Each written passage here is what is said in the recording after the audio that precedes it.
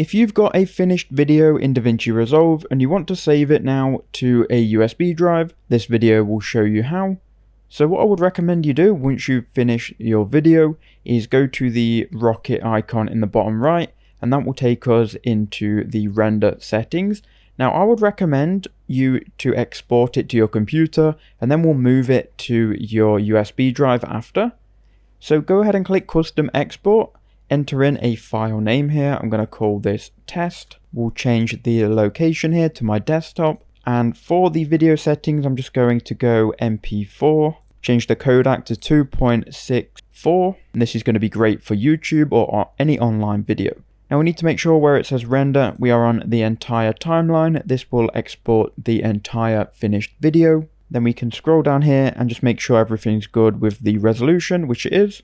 We can then go ahead and click add to render queue. Now we've got that in the render queue, let's click render all. Now this is rendering, go ahead and make sure that you've got your USB drive at hand. Now we've got the video on our computer, we can plug in our USB drive.